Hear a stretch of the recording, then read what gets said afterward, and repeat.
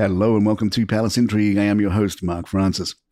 Prince Harry was presented with an inappropriate gift from Team Australia at the Invictus Games.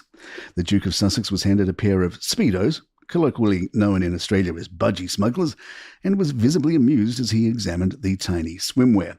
So inappropriate. I love it. Thank you very much. Harry was heard exclaiming. The light-hearted exchange was later shared on Meghan's Instagram stories, with the Duchess captioning the clip, and Team Australia, you've done it again.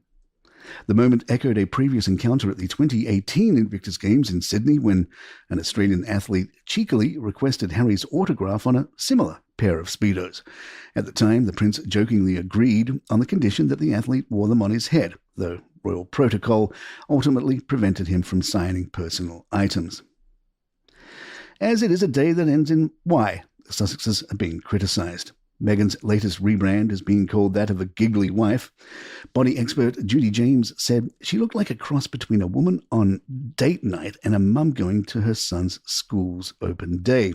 The Mail quoted an Invictus Games insider as saying, "They have become a distraction, overshadowing the veterans who should be at the centre of it all. This event should be about veterans, not royal spectacle. While we remain committed to supporting the veterans and their families, there is growing frustration over how Harry and Meghan have dominated the narrative. Unlike them, veterans and their families do not see themselves as victims. Their woke agenda dies with veterans."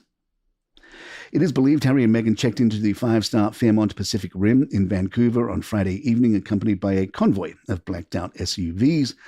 While the exact suite occupied by the couple remains undisclosed, the hotel's most exclusive offering, the Chairman's Suite, would seem an apt choice given Prince Harry's role as the event's founder and patron. The two-story, 2,250-square-foot suite, dubbed the Rockstar Suite, is designed in the style of a Balinese villa and boasts a host of extravagant features.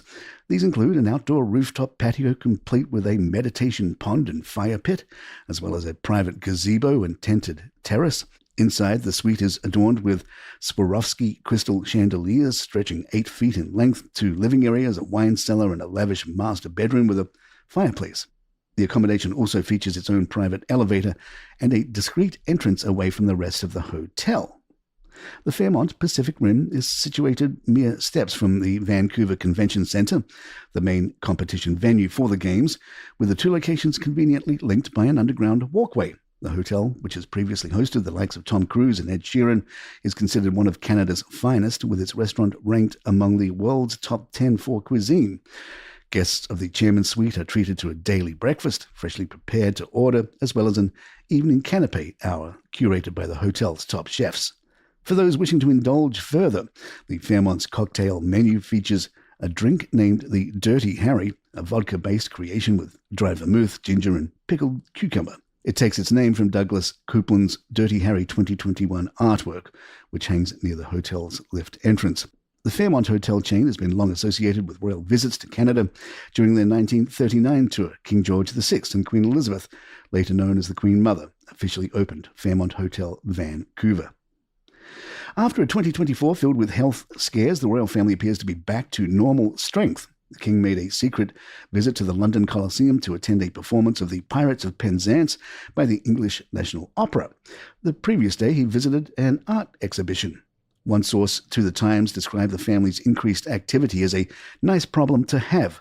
With so-called slimmed-down monarchy now back to full strength, members of the royal family have resumed their duties across the country and beyond.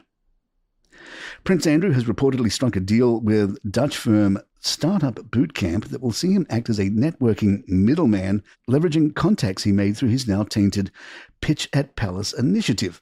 According to a source speaking to The Sun, the disgraced royal will pocket a cut from each deal SBC secures, potentially earning millions. A financial boost that could help him cling to Royal Lodge, his Windsor residence that King Charles has been trying to wrest from him. The arrangement was first pitched to Buckingham Palace last summer, and despite the King's decision to cut Andrew's £1 million annual allowance, the Duke of York has yet to vacate the Grade 2 listed property.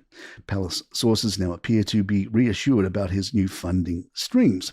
The Daily Mail reported Pitch at Palace, which was already struggling after Andrew's disastrous 2019 Newsnight interview over his links to Jeffrey Epstein, took another hit recently when financial documents revealed that over £230,000 had been pulled from the organisation's accounts.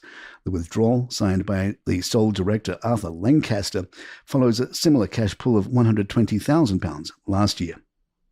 Startup Bootcamp CEO Koen von Novak confirmed the partnership, stating, "Our mission is to help entrepreneurs to create the change the world needs. We see immense value in the network built up by Pitch at Palace." Given the controversies surrounding both Andrew and the now diminished Pitch at Palace, the move is already raising eyebrows. Prince Edward and Sophie, Duchess of Edinburgh, made the most of their official visit to Nepal, trading royal regalia for hiking gear as they explored the Annapurna Conservation Area. The Duke and Duchess, looking every bit the adventurous couple, visited the region, which holds historic ties to the Gurkhas, as part of their 6-day trip to the country. Earlier in the trip, they attended a significant military ceremony in Pokhara, where 274 new Gurkha recruits swore an oath of allegiance to King Charles. Addressing the new soldiers, Edwards expressed his gratitude, saying, "Thank you for choosing to serve in the Brigade of Gurkhas in the British Army, and thank you for swearing allegiance to His Majesty today." He reminded them of the regiment's 209-year history of loyalty and courage, adding, "You are a soldier in the British Army, but you are a son of Nepal. Be proud of both." The couple also got a fluff piece from the Times as they wrapped up their official visit to Nepal. Edward explained their marriage. "We're best friends." Sophie agreed, adding, "There's always got to be humour, especially when you're travelling and you've got no idea what's about to happen. You've got to laugh." We were sure to be told that the couple's understated approach, travelling with a small team, Sophie doing her own hair and makeup, reflects their growing role in a streamlined monarchy. Sweden's King Carl XVI Gustaf has issued an apology after mistakenly announcing the wrong name for his newborn granddaughter during a council meeting. The monarch declared that the Prince Carl Philip and Princess Sophia's daughter would be known as Princess Insa Marie Lilian Silvia, Duchess of Västerbotten. However, shortly afterwards, the Swedish royal court released a correction stating that her actual name is Princess Ines. That's I-N-E-S. I'm guessing that's how you pronounce it. Addressing the heir of the royal court's head of information, Margrethe Thorgan, told Swedish magazine Svensk Dammeting, "The king is very sorry that he said the wrong name. The reason he said the wrong name is that the names were kept secret until just before the council, even from the king." Some royal watchers observed that the king does not have dyslexia. Princess Ines, now 8th in line to the Swedish throne, is the 9th grandchild of King Carl and Queen Sylvia. And there you have it. If you'd like to email us, our address is thepalaceintrigue@gmail.com. Please follow us on Spotify, Apple, or the app of your choice, and leave us a review of 5 stars if you're enjoying the show. Don't forget you can get this show commercial-free, along with hundreds of others from Calaroca Shark Media. All the details are in the show notes.